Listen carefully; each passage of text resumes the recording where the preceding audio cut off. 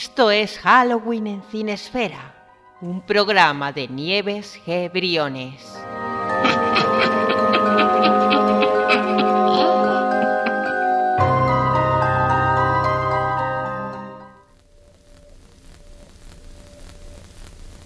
Muy buenas a mi queridísimo público de Cinesfera. ¿Qué tal estáis en esta primera semana de noviembre? Entra noviembre y parece que por fin entra el otoño como debe de ser. Estoy hoy especialmente, iba a decir nerviosa. No sé si nerviosa es la palabra. Lo que sí os sé decir es que estoy especialmente emocionada. ¿Por qué? Pues ¿por qué va a ser? Porque llega el especial de Halloween de Cinesfera. Y es que hace un par de días ha sido la noche más especial del año. Y ya sabéis que esta noche tan especial es la excusa perfecta para preparar programas especiales como este. Y es que además de ser el especial de Halloween de Cinesfera, va a ser también un programa por partida doble. ¿Por qué? Bueno, pues este año se cumplen 50 añazos de una de las películas más icónicas, no ya solo del cine de género, sino del cine en general. El Exorcista, una obra firmada por William Friedkin en el año 1973. Y claro, coincidiendo con ese 50 aniversario, se ha estrenado hace poquito, fue el pasado 6 de octubre, la última película del director David Gordon Green, El Exorcista Believer, que viene a ser una continuación directa de este clásico con 50 añazos a sus espaldas, dejando de lado, porque no sigue para nada el canon, el resto de secuelas que se han hecho. Ignorando además la que para mí es la peor película de esta saga que existe, El Exorcista, el hereje. Y no os voy a engañar, voy a ser muy clarita con vosotros, pues porque os lo merecéis. Mi intención esta noche, además de hablaros de esta joya del cine de terror y del cine en general, repito, con 50 años a sus espaldas, y por supuesto de esta secuela, es pues sacar un poco la cara por David Gordon Green, porque bueno, yo sé que está muy mal visto hacer secuelas de películas que están consideradas de culto. Sé que al fandom todas estas cosas le sientan fatal, ya pasó en el año 2010 con Pesadilla en Elm Street, El origen, que no estoy hablando de lo que la película sea o no sea, ojo. Estoy hablando simplemente de los hechos, de lo que sucedió, que era una película que venía condenada de antemano, antes incluso de estrenarse, pues porque bueno, la gente estaba descontenta con varias cosas. Primero, que no estuviera el protagonista Robert Englund, el protagonista de las anteriores, quiero decir, en el reparto. Y bueno, vencía el recuerdo del clásico de los años 80 sobre lo que pudieran hacer. Yo no pienso lo mismo, os lo digo desde ya. Para mí las películas consideradas clásicos no son intocables y no es que no se les pueda hacer segundas partes, igual que tampoco creo que lo de segundas partes nunca fueron buenas. A mí me ha gustado el trabajo de David Gordon Green, pese a que tiene alguna que otra salida de tono con la que no estoy conforme, y os lo diré ahora más adelante, pero vengo aquí a defenderla a capa y espada. Pero ante todo hay una cosa que me encantaría y es dialogar con vosotros. Sé que a muchos de vosotros no os ha gustado esta película y bueno, yo pienso que todas las opiniones son respetables, tanto las de las personas que no les han gustado como las de las personas que les han gustado, como a mí, que también conozco alguna que otra. Y pido que me dejéis vuestros comentarios, que yo estaré encantada de dialogar con vosotros, tanto si os ha gustado esta película como si no os ha gustado. Pero bueno, vamos a comenzar por fin con esta noche tan maravillosa, el especial de Halloween de Cinesfera. Y por supuesto, después de esta larga introducción, lo vamos a hacer como se debe hacer, a golpe de tráiler. Así que nos vamos a trasladar en primer lugar al año 1973.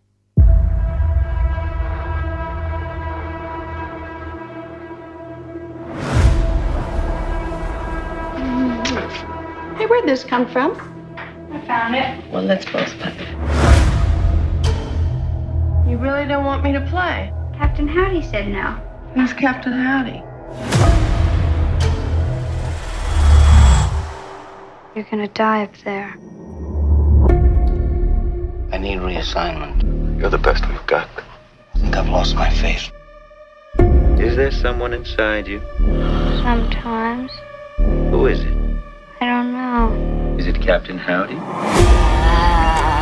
You ever heard of exorcism? How do you go about getting an exorcism? I beg your pardon? I'm Damien Karras. I'd like to help you. Where's Reagan? In here with us.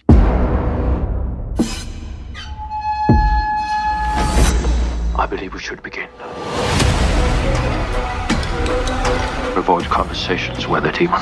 The demon is a liar. He will mix lies with the truth Why, Dimmy? to attack us. Do not listen. That thing isn't my daughter. It is he who commands you. The power of Christ compels you. What an excellent day for an exorcism.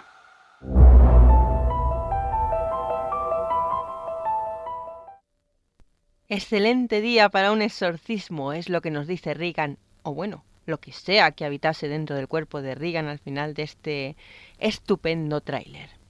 Y yo os voy a decir que lo que sí que sé que es una excelente noche para hablar de estos clasicazos, que voy a intentar entreteneros, que voy a intentar que os lo paséis bien conmigo. Y bueno, que al tratarse del especial de Halloween, pues la estructura de este programa va a variar un poquito. Ya sabéis cómo es la estructura habitual de Cinesfera. Una primera parte en la que hablamos de los directores, de los intérpretes y en general del equipo técnico y de la banda sonora. Aquí pues vamos a tener dos partes, una para hablar del clásico inolvidable de Friedkin y otra para hablar un poquito de lo que ha hecho David Gordon Green y por supuesto la parte de spoiler, porque sí, y esto lo aviso antes de tiempo, si estáis pensando en ver El Exorcista Creyentes, si todavía no la habéis visto, os voy a hacer spoilerazos, pero por supuesto os avisaré debidamente cuando llegue el momento, así que si preferís escuchar el programa cuando ya la hayáis visto y compartir vuestra opinión conmigo, pues estará perfecto. Pero bueno, no voy a entreteneros más tiempo porque sé que hay muchas ganas de este especial de Halloween. Así que vamos a comenzar por fin con esta primera parte en la que vamos a hablar de este clasicazo del año 1973, pero no sin antes, y esto es sagrado en cualquier programa que se precie, sea especial o no sea especial, quiero enviar un fortísimo abrazo a todos y todas las oyentes que están ahí ahora mismo escuchando este especial de Halloween en Radio Trovador, y también a nuestros queridos y queridas oyentes de Glam Stereo, que todos los martes a eso de las 8:30 hora Ecuador están esperando con muchas ganas también la llegada de todos los nuevos programas de Cinesfera. Y ahora ya sí, por fin vamos a dar comienzo a este especial Halloween 2023. Primera parte, 50 años de terror.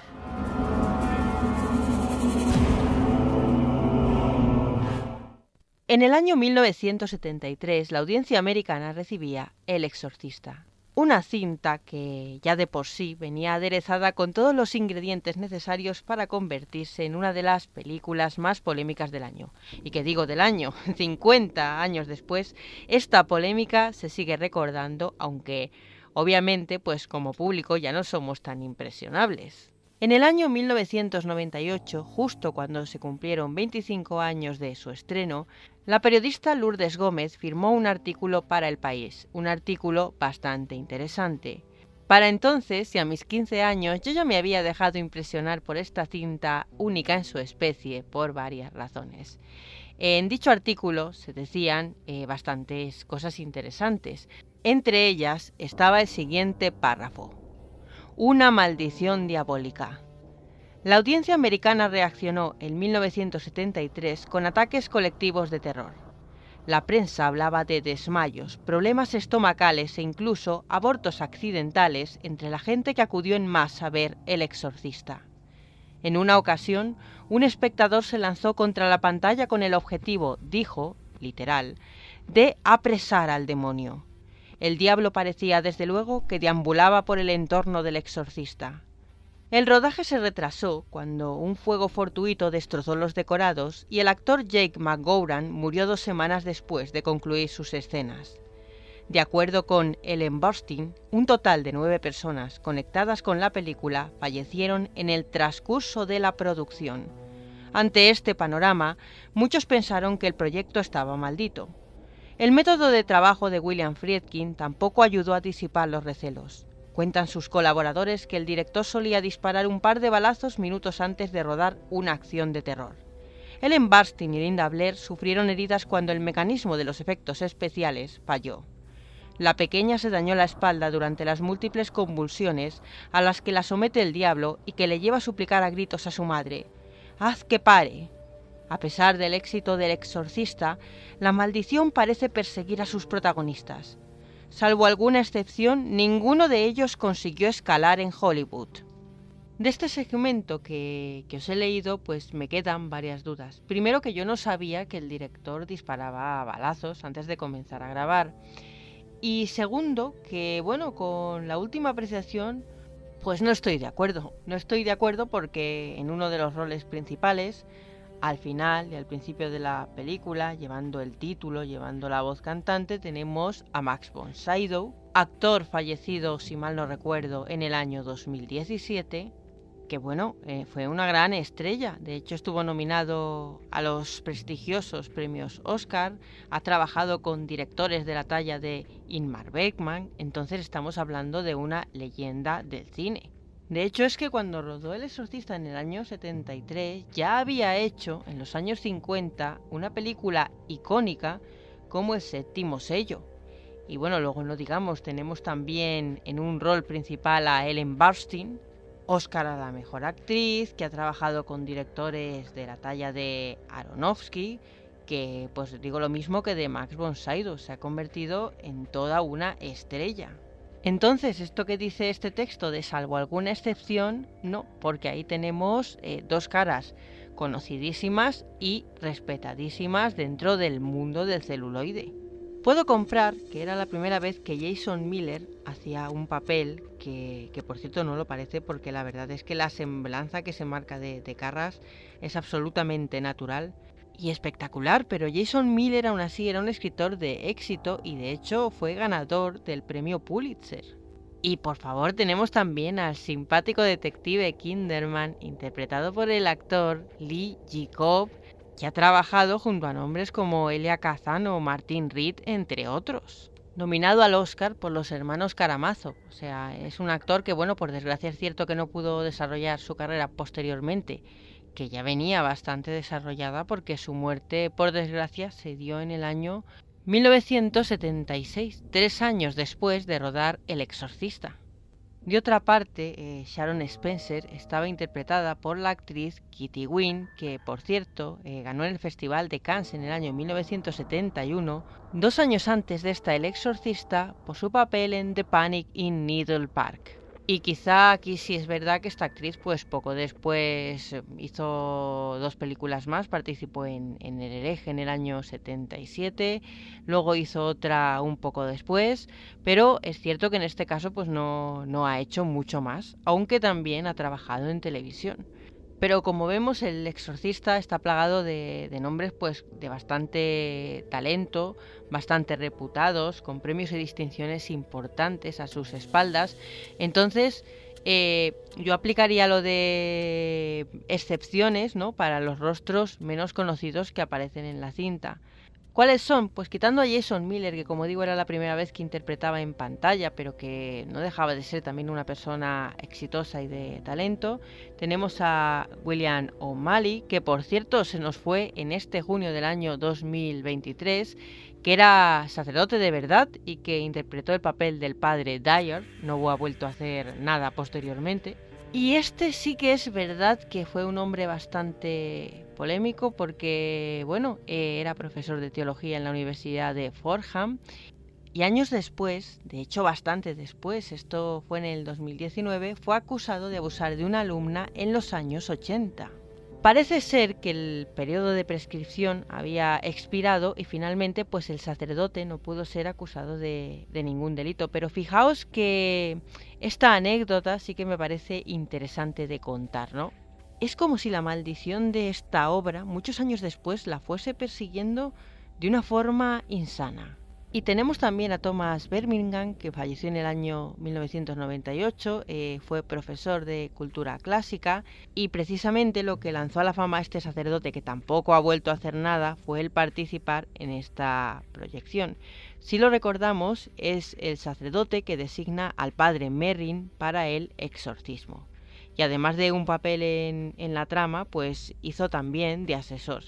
Pero como digo, quitando estos rostros, la verdad es que El Exorcista, tanto por el nombre que figura en la dirección como por el elenco principal, está repleto de caras archiconocidas por la industria y también, ya de paso hay que decirlo, architalentosas y que han participado en grandes proyectos. Pero sigamos hablando de lo que sucedió en su día durante el estreno. Además de todo lo mencionado anteriormente, hubo comunidades religiosas que no dudaron en condenarla. De hecho, se aludía a que realmente la pantalla estaba impregnada con el poder del diablo. Como digo, un espectador parece ser que llegó a tirarse con la intención de capturarlo. Se intentaron llevar a cabo todo tipo de sabotajes y la que inevitablemente se vio salpicada, desgraciadamente, fue la pequeña Linda Blair, que por cierto fue defendida a capa y espada por el director, que se convertiría desde aquel entonces en un gran amigo suyo. Acerca de este episodio de las muertes durante el rodaje, bueno, yo sabía lo que había pasado con el actor Jack McGowan, que interpretaba al malogrado Byrd Dennings. Sabía también que durante todo el proceso había fallecido el abuelo de Linda Blair y que se encontraba por ello muy triste, y también conocía el obito de la actriz griega Vasiliki Maliaros, que igual que los sacerdotes pues era una señora que no había hecho nada más. El director la había conocido en un restaurante un año antes de rodar El Exorcista, le pareció perfecta para el papel de Mary Carras, y yo me quito el sombrero porque reconozcamos que no pudo conseguir un resultado más convincente. Lo del incendio también fue cierto. Y bueno, algo espectacular y que no está comentado en este artículo es la presencia del asesino Paul Bateson, que unos años después sería acusado de asesinar a su pareja, el periodista Alison Beryl, y bueno, durante su estadía en prisión, hace ya bastantes años que Bateson está libre y en paradero desconocido, imagino que llegaría a cambiarse el nombre, pues bueno, parece ser que confesó a sus compañeros de prisión haber cometido una serie de asesinatos de hombres homosexuales en Manhattan, pero a pesar de haberse declarado culpable y haber hecho confesiones a sus compañeros, lo cierto es que delante del juez nunca jamás lo hizo, jamás tampoco se encontraron pruebas de su culpabilidad y bueno, finalmente cumplió su condena, fue liberado y como digo, ahora mismo está en paradero desconocido. Posteriormente se darían unas declaraciones un tanto polémicas por parte de William Friedkin. Estas declaraciones datan del año 2012. El director afirmó que estuvo yendo a la cárcel a visitar a Paul Bateson y que en una de sus charlas, pues él mismo admitió su culpabilidad en estos crímenes. También sabemos que esto sirvió de inspiración en parte, no al completo, para el rodaje de su obra Cruising del año 1980. Digo una parte porque sabemos que, bueno, lo que viene siendo el esqueleto de la obra, al igual que El Exorcista, está basado en una novela que se convirtió en bestseller. Bateson era enfermero y aquí le tenemos con total naturalidad, además, dadas las instrucciones del director, en la escena en la que le hacen el famoso angiograma a Regan. Y he de decir que, bueno, yo suelo ver la película todos los años y que a día de hoy todavía me resulta extraño, ¿no? Ponerla y ver a Paul Bateson, que por cierto aparece, y muy bien interpretado además, en la última temporada de Mindhunter. La cinta tuvo varias nominaciones a los Oscars, pero ya sabemos cómo acaba esto cuando se trata de películas bien de terror, de fantasía o de ciencia ficción, que siempre son bastante maltratadas por la Academia.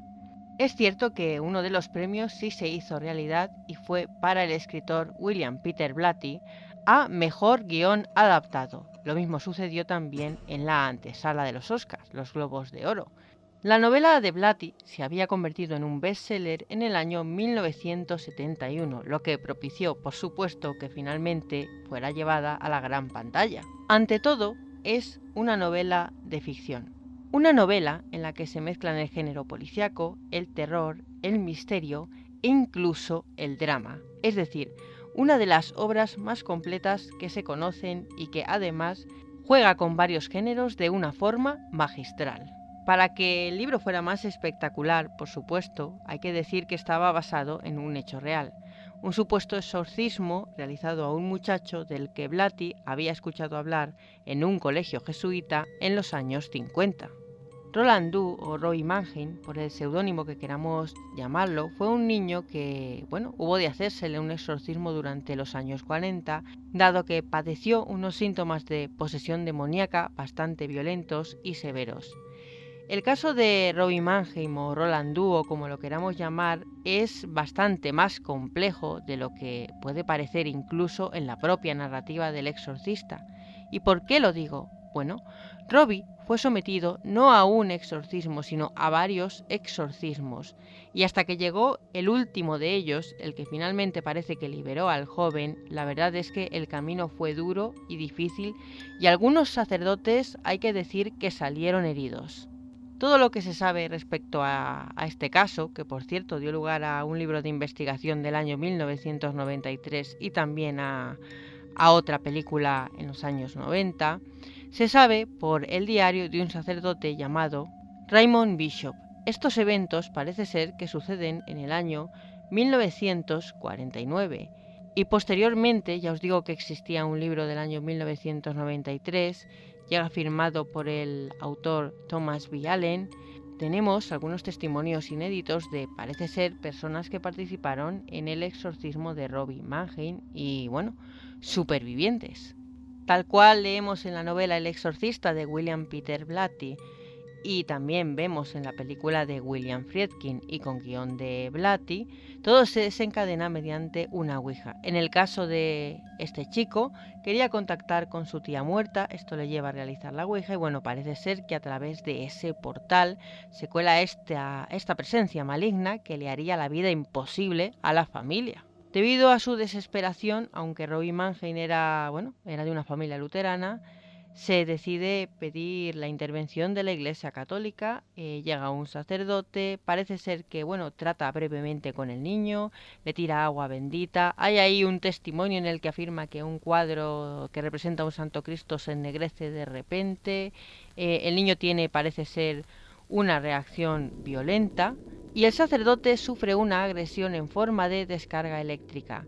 A partir de aquí, 9 sacerdotes o más, sin solución ninguna, son quienes visitan la casa con la intención de dar solución al problema de esta familia. Al igual que sucede en la película y en la novela, se examina al muchacho psiquiátricamente hablando y no encuentran nada anómalo en su cabeza. Un sacerdote luterano llega a la casa, duerme junto al lecho del muchacho y afirma que durante la noche se dan una serie de vibraciones extrañas en el suelo. Finalmente se le realiza el rito luterano de exorcismo, el primero de los exorcismos a los que fue sometido el muchacho, sin éxito ninguno. Se envía a otro sacerdote católico, Edward Hughes. En esta ocasión el sacerdote lo hace mediante el rito católico y además en el hospital de Georgetown donde estaba ingresado el muchacho.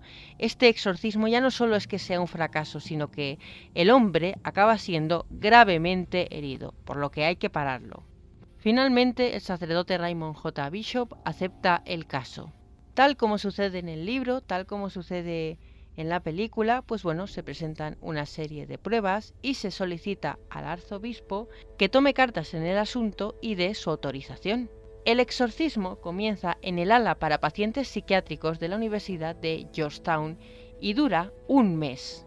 Fueron unas 30 sesiones, una por día, y parece ser que no había solo 2 sacerdotes. Estaban Walter Halloran, William S. Bowden y William Van Roo, además de un asistente encargado de atender a los exorcistas o por si hacía falta en caso de emergencia para cuanto necesitasen. Diversos testimonios aluden a una especie de crujido estruendoso que sonó en todo el hospital cuando supuestamente el exorcismo tuvo éxito.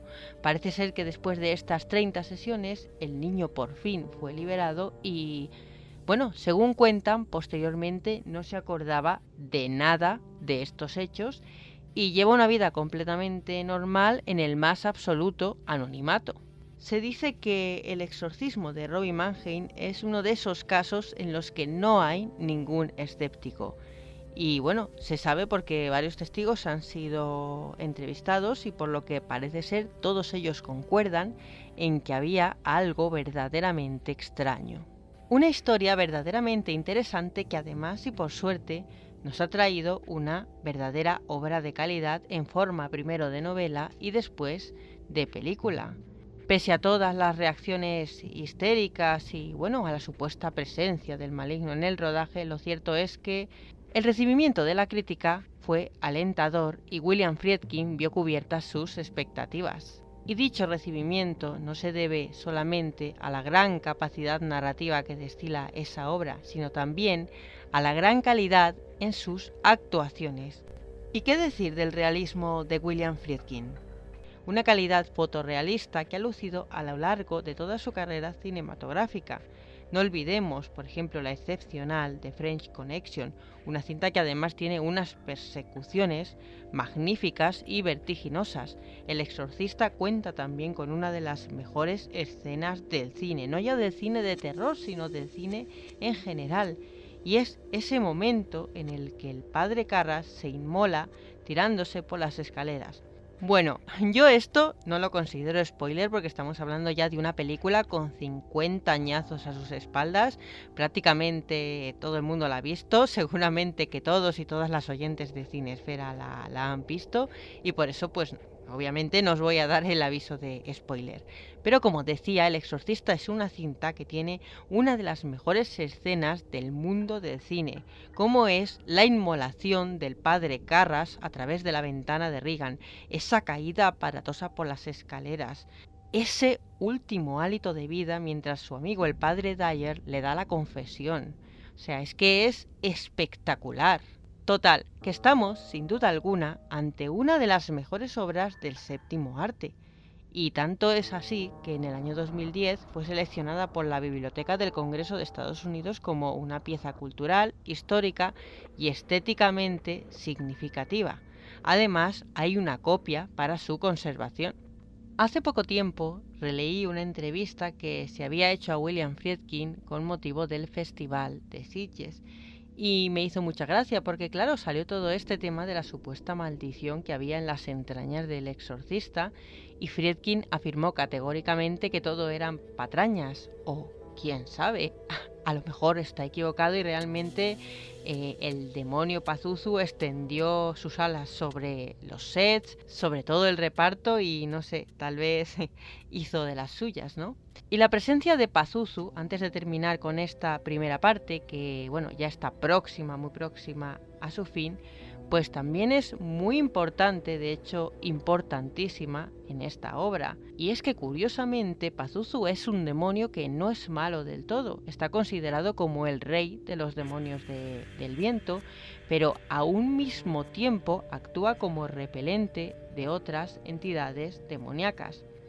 De hecho, era una costumbre colocar una pequeña efigie de Pazuzu al lado de las cunas, dado que era un repelente de su consorte Lamashtu, mujer de Pazuzu que gustaba de, fagocitar la carne de los niños recién nacidos. Este demonio, como podemos ver asimismo en la película, tiene cuerpo de persona, cabeza depende del periodo, le ponían la cabeza de un león, de un perro, cuernos de cabra y también se le ponían pues garras de ave.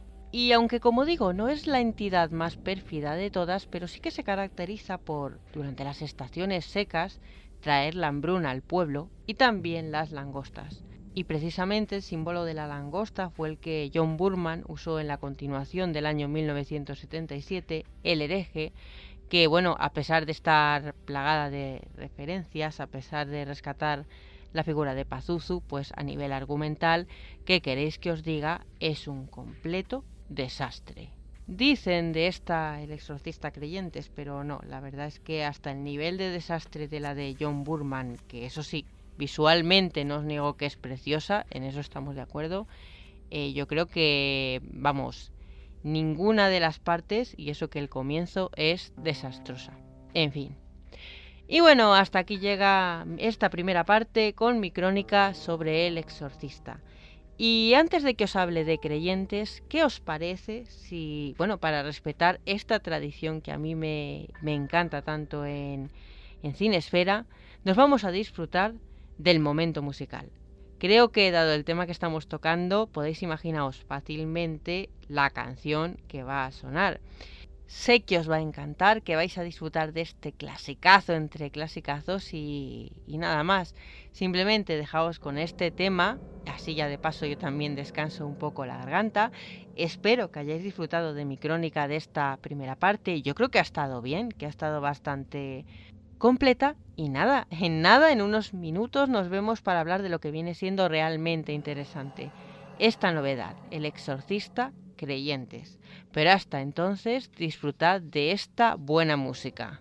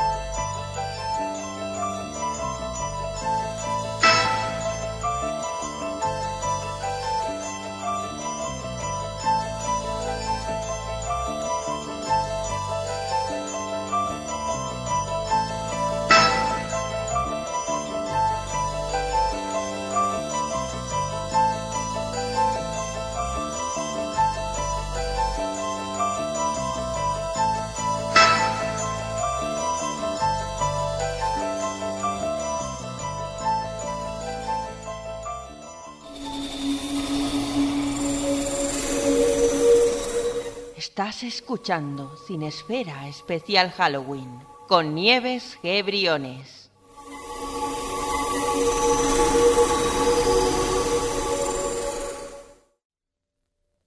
Y de esta manera es como vamos a abordar la segunda parte. Es que no podía ser de otra manera.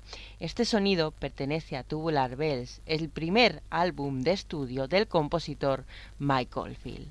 banda sonora original de El Exorcista y además una de las bandas sonoras más icónicas que existen. Y ahora ya sí, vamos por fin a lo verdaderamente novedoso de este programa.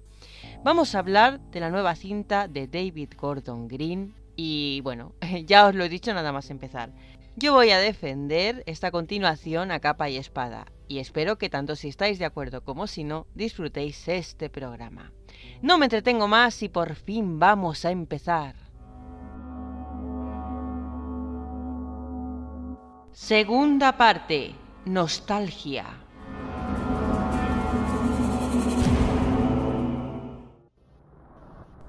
Acudí a ver El Exorcista Creyentes justo un día después de su estreno, el sábado 7 recuerdo que entré, ¿qué hora era? A las 8 menos cuarto de la tarde o algo así. Me acuerdo que no había mucha afluencia de gente, lo cual me pareció mejor. La verdad es que a mí me gusta ir al cine en sesiones en las que está vacío. También digo que no me lo esperaba porque al tratarse de un estreno tan importante, pues la verdad es que esperaba que hubiera más gente y apenas había afluencia. Y os reconozco que yo sí entré con mucha ilusión. Cuando terminó la película sentí que había asistido a un gran acontecimiento porque, jolines, era la segunda parte del Exorcista, una película que he visto más de 10 veces a lo largo de mi vida. Para mí fue una experiencia satisfactoria. Estuve pues todavía esa tarde y parte del día siguiente procesando lo que acababa de ver. Y bueno, lo que sí me di cuenta es de que obviamente era una producción que estaba condenada al fracaso de antemano, o sea, incluso antes de estrenarla. Yo desde aquí quisiera felicitar a David Gordon Green porque se ha metido en camisas de 11 varas. Este es un proyecto muy complicado, muy peligroso y bueno, es una película que está a la sombra de su antecesora, un clasicazo con más de 50 años a sus espaldas. Lo que sí me parece muy doloroso es que ya no solo El Exorcista, sino proyectos de este tipo, continuaciones de sagas que son míticas, de películas que ya son clasicazos, pues estén condenadas absurdamente al fracaso desde el inicio por culpa siempre de los mismos, el fandom. Los fandoms nunca están contentos con nada. Me vuelvo a remitir al ejemplo de Pesadilla en Elm Street del año 2010, que si bien es cierto que era una película con muchos defectos, no importaba, porque aunque hubiera tenido muchos menos defectos, hubiera estado condenada igualmente, si bien porque por un lado no salía Robert Englund, si porque este nuevo Freddy la personalidad no les gusta, si porque le han puesto rasgos que no son tampoco de su agrado, si porque tiene que tener más humor. Todos son excusas para tirar una película que pertenece a una franquicia mítica. En este caso pasa exactamente lo mismo. Ni el director estaba implicado, bueno, del reparto principal sí que es cierto que hemos tenido a las dos caras principales, Linda Blair y Ellen Burstyn, aunque no haya sido demasiado tiempo lo que aparecen en pantalla, pero con eso no es suficiente porque la crítica siempre va a decir lo mismo. No tiene nada que ver con su antecesora, no tiene la calidad de su antecesora. Por supuesto que no tiene la calidad que su antecesora. Es que no quiere ni siquiera equipararse. Esto es una nueva historia. Eso sí, una historia pues que obviamente bebe, tal y como se titula esta segunda parte, de la nostalgia. Y ahora, si os parece, igual que hemos hecho en el primer cuarto, vamos a escuchar el tráiler de esta Creyentes. Good day. Hey, be home by dinner. I love you. Good morning, Mr. Fielding. Morning, Catherine. And here are your daughters, Angela and Catherine. It's about 7 hours ago, and that's the last information we have. Catherine! Angela? If you can hear this, we love you. Please come home. Hey, you found her? What are you and Catherine doing out there in those woods? You were just walking and walking. That's all I remember. Angela, can you tell your dad how long you were gone? A few hours. Baby, you've been gone 3 days.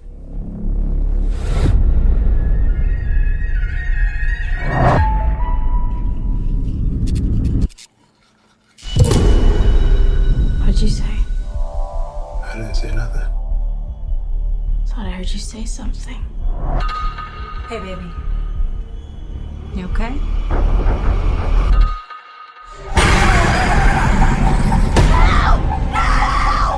Wherever those girls went, they brought something back with them. The body and the blood of Jesus Christ.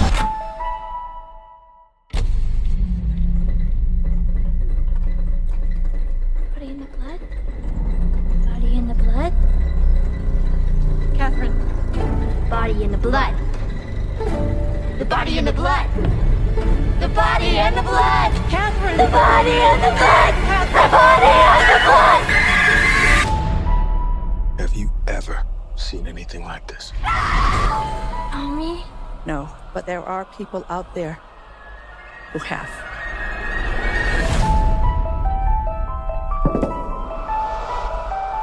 You have some experience with possession. Yes, more than I'd like. I believe you can help get our girls back. Exorcism is a ritual. Every culture, every religion, they all use different methods. It's going to take all of them. Don't be scared. We've met before.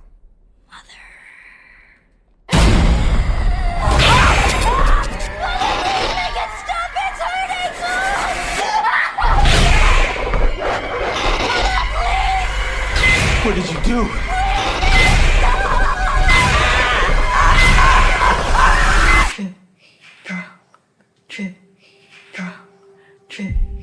Is that Catherine's heartbeat? They're beating in sync.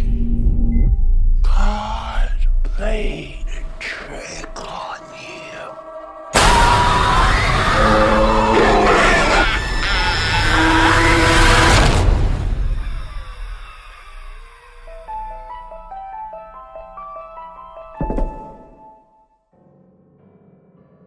¿Qué es El exorcista a creyentes? Bueno, pues nace con la intención de ser un emotivo homenaje y bueno, algo que desde mi punto de vista se agradece bastante al director es que respete las formas, que respete la estructura de la primera, que nos regala además pues la aparición, como os digo, de las dos protagonistas principales de la primera y mítica cinta de Friedkin.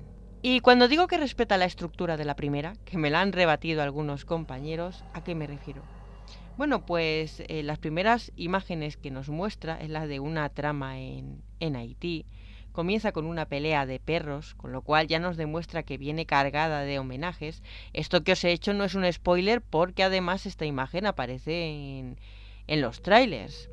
Y allí, pues, un hombre tiene la desgracia de vivir la muerte de su mujer que en aquel momento estaba embarazada en un terremoto.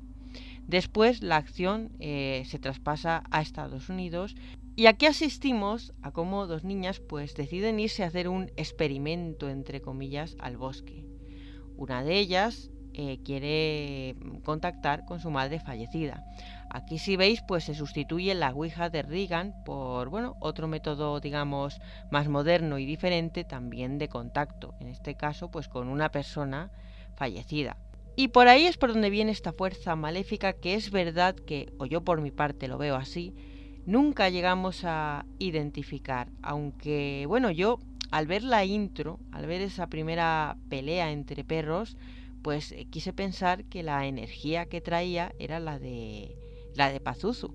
Pero bueno, hay muchas teorías al respecto. Yo he visto algunas en canales de YouTube que dicen que no es Pazuzu, sino su consorte, la Mastu, quien se mete dentro de las niñas.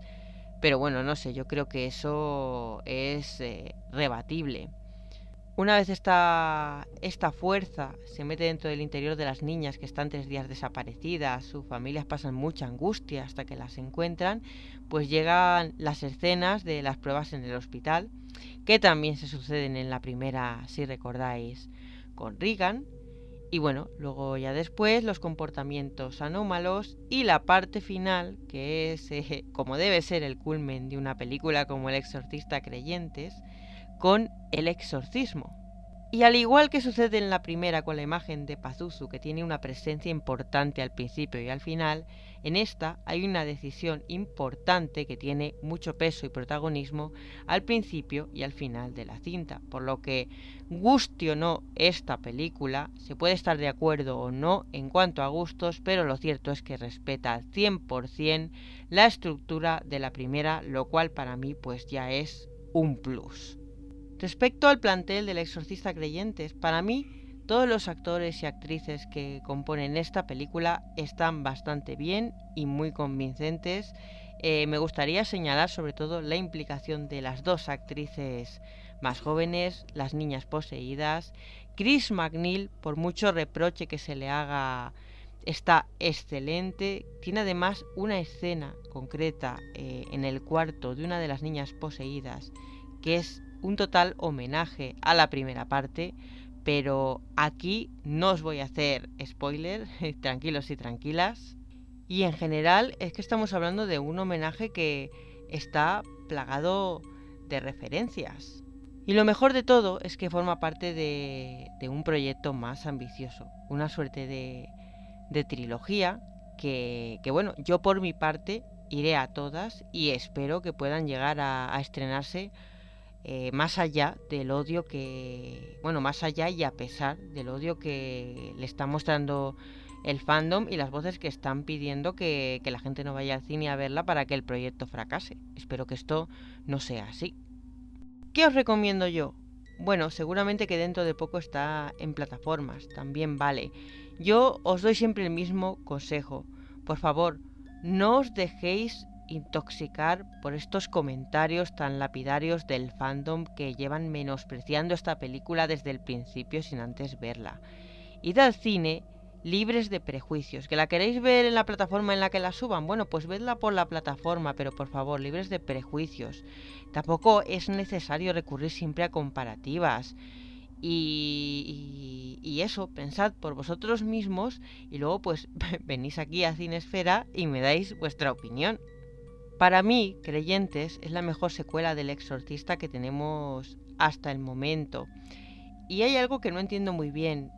Chris MacNeil, Ellen Burstyn como Chris MacNeil hace su aparición en esta película. He visto en redes sociales que esto ha sido víctima de 1001 reproches. Reproches porque, esta misma actriz declinó el participar en la segunda parte canon del Exorcista del año 1977, El hereje de John Boorman, que si bien es cierto que a nivel visual era una película preciosa, ya sabemos el poderío visual que tiene Boorman, la verdad es que a nivel argumental es un auténtico despropósito y plagado de contradicciones narrativas. El único mérito posible que tiene El hereje pues es que se recupera el protagonismo de Linda Blair y Max von Sydow como Lancaster Merrin, pero realmente poco más. Como 13 años después, recordad que nos llegaría El Exorcista 3, que no es otra cosa que una adaptación de otra novela de William Peter Blatty, titulada Legión, una novela del año 1983. Esta novela estaba concebida como una especie de continuación del Exorcista, que yo no diría tampoco tanto, yo no diría que es ni siquiera una continuación, es un spin-off del detective Kinderman que investiga una serie de crímenes con una idiosincrasia muy particular. Y el primer crimen que vemos al inicio de la novela es el de un niño afroamericano de 12 años. Le amputan el dedo índice y aparece un signo grabado a cuchillo en la palma de la mano, el signo de Géminis. Esta idiosincrasia pues conduce al famoso asesino Géminis. Pero la peculiaridad de esto es que se supone que este criminal lleva muerto 12 años atrás. Los crímenes continúan. 2 sacerdotes católicos son asesinados, entre ellos el padre Dyer, amigo del detective Kinderman. Y él sigue una serie de pistas que conducen al ala de un hospital psiquiátrico en Georgetown. ¿Qué es Legión? Es una novela que la verdad me ha parecido excepcional, un psicothriller muy solvente, tiene ciertos aspectos intelectuales. La resolución del caso me ha parecido también satisfactoria, pero la adaptación al cine del Exorcista 3, esto ya es otra cosa. O sea, Blatty tuvo que atender a una serie de exigencias. Primero, él quería titular esta película Legión, pero le obligaron a titularla El Exorcista 3. Y también fue obligado pues a seguir una serie de pautas, como ese exorcismo final que hay incluido a toda prisa y que desde luego pues no estaba en la novela. Pienso que si a Blatty le hubieran dejado total libertad, pues seguramente nos hubiera ofrecido un psicothriller muy solvente. Eso sí, que obviamente no hubiera sido una continuación, como digo, del Exorcista, pero bueno, al tener personajes que también son de la primera, pues nos hubiera resultado una adaptación simpática. Pienso que se hubiera acercado también más al policíaco si lo hubieran dejado, y que seguramente pues sin ese exorcismo final también habría mejorado y nos hubiera quedado una obra bastante más enriquecedora. Ya en el año 2004 pues tendríamos El Exorcista El Comienzo, y aquí pues estuvo involucrado el guionista y también productor estadounidense Paul Schrader. Pero pues bueno, parece ser que a la producción no le gustó el montaje que estaba haciendo Schrader ni la historia que estaba contando, y para terminar la película contrató a Renny Harlin, que fue quien presentó la versión de forma definitiva. Y sabemos que bueno, El Comienzo es una precuela que se centra pues en la figura protagónica del padre Merrin, a quien interpreta Stellan Skarsgård, que bueno, pues el hombre, a ver, hace un papel solvente con lo que le dan. Tampoco puede hacer mucho con el libreto que le dieron. Fue un fracaso por razones obvias, y la verdad es que la escena final con ese exorcismo y ese maquillaje parecido al de Regan, pues es bastante cutre y se entiende el batacazo en taquilla. Y tan grande fue este batacazo pues que posteriormente se lanzó la versión de Schrader en DVD, que sí que fue realmente en el mercado, pero sin pasarse, algo mejor, Dominion. Y bueno, Dominion, aunque cuenta con el beneplácito de William Peter Blatty, que participaba en el guión, pues la verdad es que a mí tampoco me parece una buena película, aunque sí es verdad pues que la crítica, como digo, no la destrozó tanto como destrozó el Exorcista El Comienzo. A ver, lo que pasa que Dominion tiene una entrada que no está mal, una escena que está, a ver, no es lo suficientemente potente que debería haber sido, pero sí que está interesante. En plena Segunda Guerra Mundial, unos soldados alemanes ponen al sacerdote en una disyuntiva muy difícil. Ha de elegir a 10 personas que van a morir fusiladas a cambio de que el ejército alemán no cercene la vida de todos sus feligreses. Esta escena, como digo, está muy interesante. A ver, no está exenta de fuerza. Podría tener mucha más, porque bueno, la factura de Telefilm provoca que esto sea un desastre, y las actuaciones, aunque Skarsgård hace lo que puede con el libreto, pues tampoco terminan de cuajar. Entonces, ¿qué queréis que os diga? Tanto El Comienzo como Dominion son unas cintas tan olvidables como prescindibles. Y bueno, creo que argumentándoos esto, pues ya sabéis por qué pienso que El Exorcista Creyentes es la mejor secuela que tenemos hasta el momento. Aunque os diré que también ha tenido cosas que no me han gustado. Pero estas cosas os las cuento mejor en la parte de spoilers. Atención, atención. Acabáis de entrar en la zona spoiler.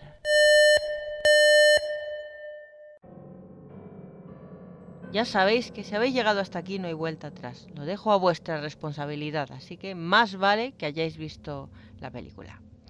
¿De qué forma se da la aparición de Chris MacNeil en El Exorcista Creyentes? Bueno, pues de la única forma que yo me podía imaginar. Un caso de 2 niñas poseídas, la desesperación de unos padres. ¿Quién es la persona que más sabe de exorcismos? Chris MacNeil, que ha escrito una novela pues en la que habla del caso de su hija Regan. Esto se usa como excusa para que el personaje de Regan no aparezca hasta el final de la película y solo unos segundos. con el fin de hacer las paces con su madre. Una aparición que la verdad a mí me ha parecido bastante emotiva. ¿Qué es lo que no me ha gustado? Bueno, a ver, para empezar esto que voy a comentar primero, por un lado sí me ha gustado, por otro lado no me ha gustado. Chris MacNeil se enfrenta a una de las niñas poseídas, acude a su cuarto. Yo no me creo que una señora que haya vivido un calvario como el que ella pasó con su hija, sabiendo los arrebatos violentos que tiene, se vaya a quedar sola con una niña de esas características, y menos exponiéndose pues a lo que sucede en la película, un ataque, pues la niña le apuñala los ojos con un crucifijo. Y esto en cierto sentido pues es un homenaje a la primera, ¿no? Esa famosa escena en la que Regan se está masturbando con el crucifijo. No es lo mismo ni remotamente, pero bueno, sí que es cierto que tiene visos de homenaje. Resumiendo, la parte de la aparición, la excusa, la compro. La parte en la que MacNeil se queda sola con la niña, pues sí que es cierto que aunque esa escena del apuñalamiento me gusta, y me gustan las consecuencias que devienen de esta escena, un pelín forzada, y no me esperaba, ya digo, esta reacción de una persona que sabe cómo puede reaccionar un ser humano que tenga esas características. Otro punto que me ha parecido, aquí sí que os digo que para mí ha rozado el absurdo. Se le pregunta a MacNeil por qué no estuvo presente en el exorcismo de su hija, y lo que arguye es el patriarcado. Vamos a ver, las únicas personas que pueden estar presentes en un exorcismo, que no es algo que la Iglesia permita de una forma tan fácil como se ve por ejemplo en la primera película, son los sacerdotes. En el caso de Regan fueron 2 sacerdotes, el padre Carras y el padre Merrin. En el caso de la historia original de Robin Mannheim, que la he contado al principio, no había 2 sino 3, uno de ellos un asistente. Y obviamente es un caso como para que estén presentes pues solo los profesionales. ¿Por qué? Bueno, pues porque cualquier persona puede sufrir daños físicos o incluso psicológicos, y más esta mujer que se trataba de su hija. Pero bueno, yo entiendo que este comentario pues simplemente es un comentario, a ver cómo lo explico, acorde con los tiempos modernos. Yo creo que nos tenemos que hacer una idea de que cuando entremos a partir de ahora a ver una película, pues vamos a encontrar salidas de tono de este tipo, y tenemos que acostumbrarnos a aprender a valorar las películas pues por lo que son y por lo que cuentan, y muchas veces dejar de lado salidas de tono como estas si es que no importan mucho, porque a pesar de que a mí me parece, y os lo digo así, una estupidez en toda regla, la verdad es que no me amargó para nada la experiencia. Otra cosa que me ha llamado mucho la atención es el tema del título. A ver, entiendo que al tratarse de una segunda parte, pues obviamente se tiene que llamar El Exorcista, pero es que precisamente en la escena del exorcismo final, la personalidad que menos peso tiene es el exorcista, porque dura nada y menos. O sea, eso sí, una escena de muerte espectacular con ese retorcimiento de cuello, esas vértebras destrozándose, que para mí, aunque puede que me equivoque, pues esa era la muerte de Bert Dennings que debíamos haber visto en la primera. Entonces, una película que se llama El Exorcista, pero el exorcista dura menos que un pastel en la puerta de una escuela, pues no sé, la verdad es que resulta un poco extraño. Pero aún así, como digo, me ha parecido una experiencia grata. No tengo ni la menor idea de lo que el señor Friedkin hubiera pensado de esta producción. Posiblemente la hubiera puesto verde como hizo con El Hereje, aunque la verdad que lo hiciera con El Hereje se comprende bastante más. Y lo que sí que tengo entendido es que, bueno, tuvo a bien antes de morir dedicarle unas palabras no muy amables a David Gordon Green cuando se enteró que iba a acometer esta continuación directa, ¿no? Y dijo que planeaba, si había vida espiritual, poseerlo y hacerle la vida imposible. Pero como vemos, pues el señor Friedkin se fue de este mundo en agosto y parece ser que pues que lo va a tener muy difícil para llevar a cabo su amenaza. Aún con todo, el director, David Gordon Green, pues dijo que le hubiera gustado que Friedkin hubiera visto su película y que hubiera sido sincero con él. Que a mí la verdad es que también me hubiera gustado que la hubiera podido ver y conocer la opinión del señor Friedkin. Pero bueno, como sabemos que eso ya no va a poder ser, pues igual yo os dejo aquí la mía en este especial de Halloween que no sé a vosotros, pero a mí se me ha hecho muy ameno. Primero porque he hablado de una de las películas que, lo sabéis hasta la saciedad, más me han gustado jamás, una de mis películas favoritas, como es El Exorcista, de la que me encanta hablar y que tiene además muchas cosas que decir. Luego os he hablado de esta segunda parte, que ya sé que mucha gente no estará de acuerdo conmigo, pero bueno, como veis, yo he venido aquí con las pilas cargadas para poder defenderla con argumentos, eso por encima de todo. Y nada, en general, que me ha parecido una velada maravillosa, pues eso, para este especial de Halloween de Cinesfera, que, bueno, por motivos personales, hacía ya unos cuantos años que no habíamos podido tener y, bueno, me prometí que este 2023 volvería con un especial de Halloween y finalmente, lo cual es una victoria para mí, he cumplido mi palabra.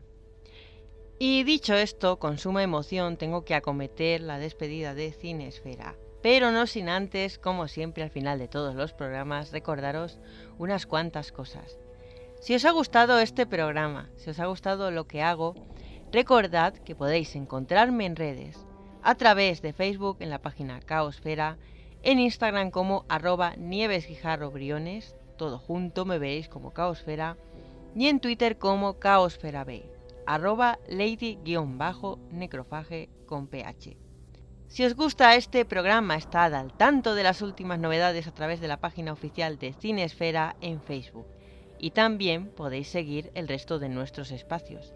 Martes de Terror en Facebook y en Instagram, Luxferre Audios en Facebook y en Instagram, Momentos Eróticos 2 Rombos en Facebook y en Instagram, y también podéis seguir la programación de Radio Trovador a través de Facebook y de Instagram. Podéis también suscribiros a nuestro proyecto multipodcast Luxferre Audios, donde encontraréis todos nuestros programas: Martes de Terror, El Grimorio de las Almas Condenadas, Momentos Eróticos 2 Rombos y este Cinesfera. Además, estamos en las mejores plataformas de podcast: Spreaker, Evox, Spotify, Google Podcast y un larguísimo etcétera. Ya sabéis, podéis escucharnos siempre, cuando y donde queráis.